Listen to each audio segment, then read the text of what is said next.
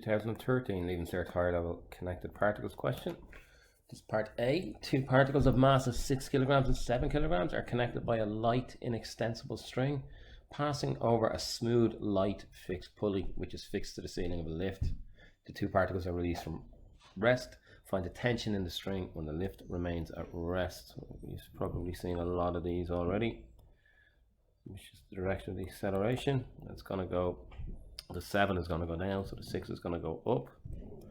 So we've 6g coming down, with a going up, and using our F is equal to ma equation, we can say t minus 6g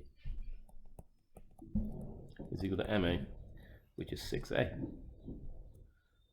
And similarly with the 7, we have the tension, we have our 7g, we have a going down, so we have 7g minus t is equal to 7a.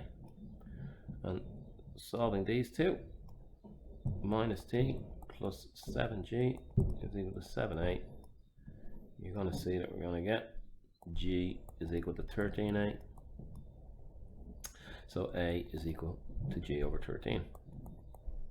Now that works out as a decimal, not completely evenly, so we'll leave it in that form to find tension. Let's use this one to find tension. Tension is equal to 7g, sorry, just make that an equal sign, 7g minus 7a. So the tension in the string is 7g minus 7 times g over 13, which is 7g over 13. And if we change both of these into, what would this be, 91g over 13, 91g over 13 minus 7g over 13, we're going to get 84g over 13, which is the tension in the string when the lift is not moving. So the second part of the question asks, find the tension in the string when the lift is moving vertically with constant acceleration, g over 8. Okay, let's have a look at the two particles. What's happening with these guys? The 6, we're still going to have 6g. Obviously the acceleration is going to change here. And we have t. Now 6 is moving in this direction and so is the lift. So the acceleration of the 6 is going to be a plus g over 8. And you can see with the 7 is moving down while the lift moves up, so the acceleration is going to be the difference between the two accelerations. So this one will be a minus g over 8. And we have our t and we have our 7g. So now just solve these equations, or create the equations and solve them. We're going to get, let me just put the directions in first. Up for 6, down for 7. So we're going to get t minus 6g is equal to m, 6 by a plus g over 8. And we're going to get 7g minus t is equal to 7 times a minus g over 8. So resolving these equations, let's just write them underneath each other. T minus 6g is equal to 6a plus 6g over 8. And we could write 3g over 4, but I think just let's leave it because this is over 8 as well.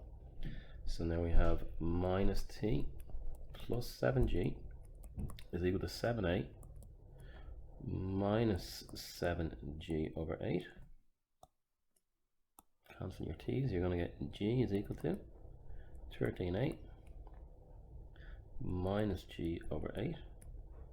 If I bring that g over 8 to the left hand side, I'm going to get 8g over 8 plus g over 8, so I'm going to get 9g over 8 is equal to 13a. So bringing the 13 underneath, a will become 9g divided by 8 times 13, which is 80, and 24, which is 104. I'm putting this back in then to find t. Well, let's use this one, which is this one up here. So we're going to get t is equal to 6a plus 6g over 8 plus 6g. So just subbing in for a now. T is equal to 6 times 9g over 104 plus 6g over 8 plus 6g, and simplifying this down, we will get t is equal to 54g over 104 plus, what are these two going to give me? 6, 8, 48 and 6, 54g over 8, just double check that. 8 into 54, 6, and these 3/4, yeah. So combining these two, I think it's probably easiest just to type into your calculator 54 over 104 plus 54 over 8, and then just bring the g in, and that's going to give us on a calculator 7 and 7 over 26. 7 and 7 over 26 times g. Or you could tidy that up and you could say 7 by 26 is 140 and 42, 182 plus 7, which is 189 over 26 g.